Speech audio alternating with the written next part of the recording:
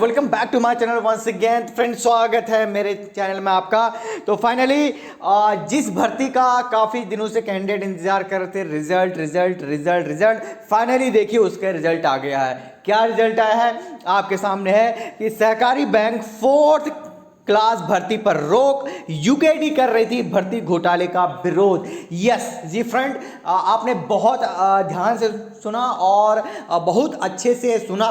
सहकारिता बैंकों की भर्ती यानी कि चतुर्थ श्रेणी में सहयोगी और गार्ड की जो भर्तियां आई थी, लगभग 400 से लेकर अधिक पद आए थे पूरे ऑल ओवर उत्तराखंड में जितने भी जिला सहकारी बैंक है, जिसमें आई थिंक 2020 में ये भर्ती आई थी। बीच में इसमें स्टे लग गया था हरिद्वार में भर्ती में गड़बड़ी को लेकर। बाद में आपने देखा होगा इलेक्शन से जस्ट एक महीने पहले यानी कि दिसंबर में इसको रीओपन जो है कर दिया गया था। लेकिन इस भर्ती में बड़ी घोटालेबाजी की तब भी चर्चाएं थी। याद हो पिथौरागढ़ डिस्ट्रिक्ट कोऑपरेटिव बैंक यानी कि पिथौरागढ़ जिला सहकारी बैंक के जब इंटरव्यू हो रहे थे, वहाँ पर से ये एक्सक्लूसिव खबरें आ रही थी। यहाँ पर आपने देखा होगा कांग्रेस और यूकेडी ने जो है बीच में बहुत हंगामा किया था कि वहाँ के इंटरव्यू में धांधली हो रही थी। हालांकि ये बात केवल वहीं की नहीं है, लगभग ये खबरें हर एक डिस्ट्रिक्ट कोऑपरेटिव बैंक से आ रही थी, जिसमें से लगभग 3 जिले यानी कि ऊधम सिंह नगर, पिथौरागढ़ और देहरादून के जो है रिजल्ट आ गए थे।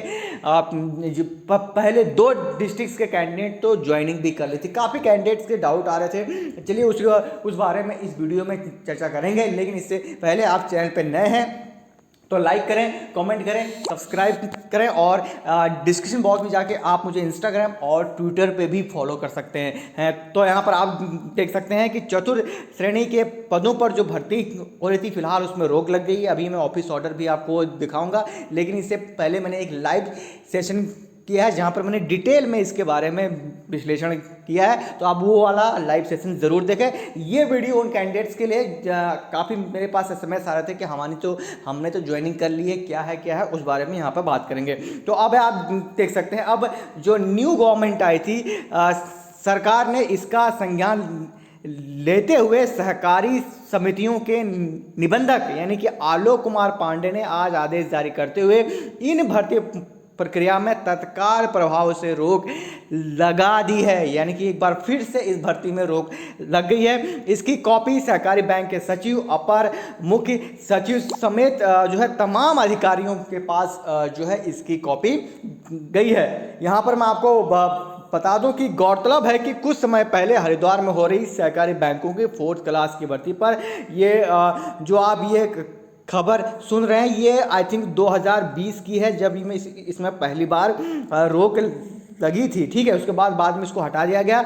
अकेले देहरादून में देखिए, ये वाला पॉइंट जो है समझने की सबसे बड़ी आपको ज़रूरत है कि अकेले देहरादून में 4th क्लास की भर्तियों पर 10 लाख से 15 लाख रुपये लिए जाने की चर्चा बेहद गर्म थी। इसको लेकर भी हमारे पास 2-3 दिन पहले से काफ़ी इन्फॉर्मेशन आ रही थी, क्योंकि इसमें कुछ न कुछ होने वाला था। इसके अलावा काफ़ी कैंडिडेट उत्तरकाशी और टिहरी से भी हम पे तमाम क्वेश्चंस आ रहे थे। तो यहाँ पर आप देख सकते हैं कि इसके साथ ही उत्तरकाशी और टिहरी सहित कुमाऊं की भी तमाम जिला सहकारी बैंकों में चतुर्थ श्रेणी की भर्तियों में व्यापक स्तर पर रिश्वत के लेन देन की चर्चाएं गर्म थी।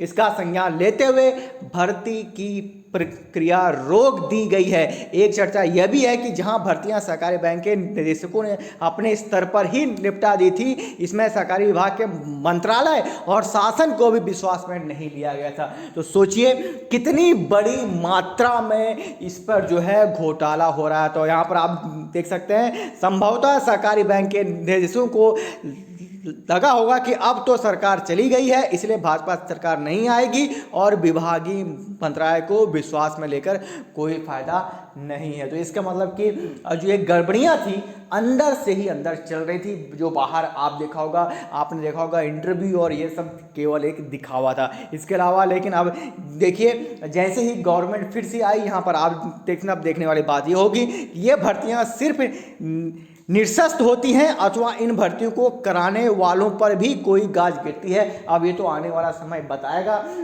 याद हो आपको, इससे पहले जब हरिद्वार में ये भर्ती हुई थी, पोस्टपोन हुई थी, वहाँ पर हमारे सहकारिता मंत्री जो अभी के एजुकेशन मिनिस्टर भी हैं, उन्होंने कहा था कि एसआईटी की जांच यहाँ पर की जाएगी। क्या हुआ उस एसआईटी जांच का? उसमें ये मालूम हुआ था कि इससे पहले भी 5 साल पहले जितनी जो है सहकारिता बैंकों में भर्तियाँ हुई थी, वर्ग 4 की, इवन वर्ग 3 की भी, उसमें जो है घोटाले हुए थे, उनको भी हटाए जाने की बात हुई थी, एसआईटी की जाँच हुई थी। क्या हुआ उस जाँच को? किसी कैंडिडेट ने पूछने की हिम्मत जताई नहीं जताई।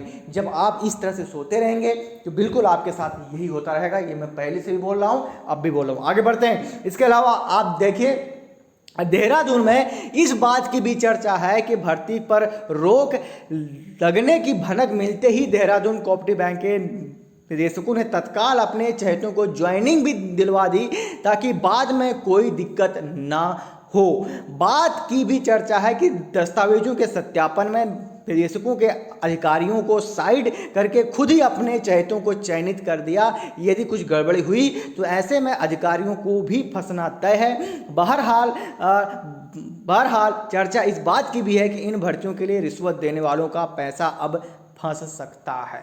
तो अब यहाँ पर बड़ी खबर निकल के आ रही है, यानी कि सब कुछ गड़बड़ लगभग जो है देहरादून से ही जो है स्टार्टिंग हो रही थी, जो इसका हेड ऑफिस है। और यहाँ पर जो काफ़ी कैंडिडेट्स के कमेंट आ रहे थे कि जिन कैंडिडेट्स ने ज्वाइनिंग कर ली है उनका क्या होगा, क्योंकि हमारे सब्सक्राइबर थे, कई लोग उसमें से जो है इसमें सेलेक्ट भी हुए हैं, ठीक है, उनके काफ़ी कमेंट मुझे आ रहे थे पर्सनल। तो यहाँ पे आप देख सकते हैं कि यहाँ पर देहरादून कोऑपरेटिव बैंक के निदेशकों ने तत्काल अपने चहेतों को ज्वाइनिंग भी दिला दी ताकि इसमें कोई दिक्कत ना आए। तो फिलहाल ये ऑर्डर जो है मैं आपको दिखाता हूँ।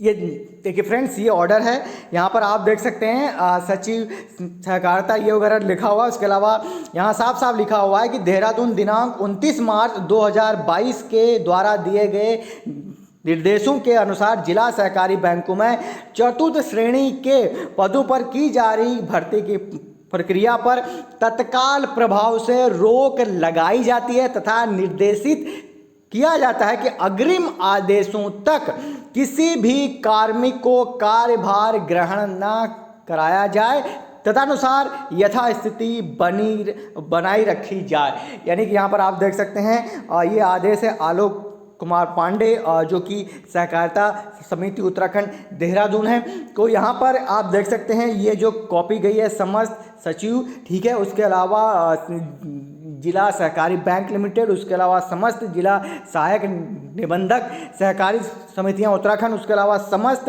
अध्यक्ष जिला सहकारी बैंक लिमिटेड उत्तराखंड, उसके अलावा समस्त उप निबंधक सहकारी समितियां उत्तराखंड, उसके अलावा मैनेजर डायरेक्टर राज्य सहकारी बैंक हल्द्वानी, ठीक है, यानी कि हल्द्वानी जिसमें नैनीताल के इंटरव्यू वगैरह आने वाले हैं, ठीक है। उसके अलावा समस्त जिलाधिकारी उत्तराखंड ताकि कोई हो हल्ला ना हो।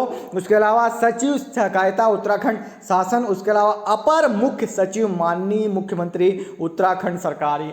यानी कि अब जो है ये मामला उत्तराखंड के जो सीएम धामी जी हैं जिन्होंने अपनी कैबिनेट आज ही डिसाइड की है, उनके पास भी ये एक कॉपी गई है। अब यहाँ पर काफ़ी कैंडिडेट्स के जो कमेंट आ रहे थे जिन्होंने ज्वाइनिंग कर ली उनका क्या होगा, तो फिलहाल जो कंफर्मेशन न्यूज़ भी अंदर से निकल के आ रही है कि अगर इस पे जो है ऑलरेडी स्टे लग गया है, यानी कि अभी इसको पोस्टपोन कर दिया गया है, तो यहाँ पर भी आप साफ साफ लिखते हैं कि नए कार्मिकों को कार्यभार ग्रहण न कराया जाए, यानी कि जो न्यू ज्वाइनिंग है उनको अभी नहीं मिलेगी ज्वाइनिंग। ऑलरेडी जिन्होंने लाइक उधम सिंह नगर और पिथौरागढ़ ज्वाइनिंग कर ली है, तो आई थिंक उनको भी एक लेटर बहुत ही जल्दी अवेलेबल हो जाएगा, उनको भी ये अवेलेबल करा दिया जाएगा कि जो है इस भर्ती पर रोक लग गई है। तो फिर आपको भी तब तक आई थिंक उनकी ज्वाइनिंग को भी अभी कुछ दिनों के लिए, क्योंकि काफ़ी कैंडिडेट के हमारे पास एसएमएस आ रहे थे कि उन्होंने 7 दिन का जो है ऑलरेडी वर्क वहाँ पर कर लिया है ज्वाइनिंग के बाद,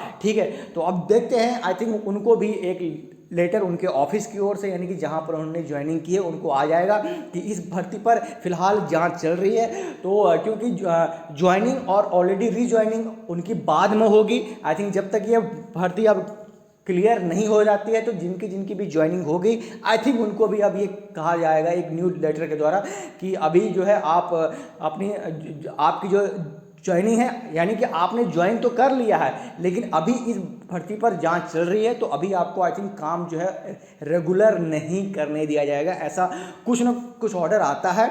और क्योंकि एक भर्ती ऑलरेडी इस तरह से हमारे संज्ञान में आई थी जहां पर कैंडिडेट ने ज्वाइनिंग भी कर ली थी लेकिन उसमें बाद में स्टे जो है उस पर लग गया था ऐसे ही। तो उसमें भी ये हुआ था कि जिन कैंडिडेट ने ज्वाइनिंग कर लिया था, ज्वाइनिंग के बाद उनको रोक दिया गया था। हालांकि 7 दिन की जो उन्होंने ज्वाइनिंग की होगी उनकी सैलरी उनको ज़रूर जो है दी जाएगी। अब ये सैलरी देखते हैं, अब वो बाद में जब रीज्वाइनिंग होती है, क्योंकि भर्ती तो अभी फिलहाल रोक लगे तो ज़्यादा डिटेल जो है आपको अपने ऑफिस से ही ज़्यादातर अवेलेबल हो जाएगी।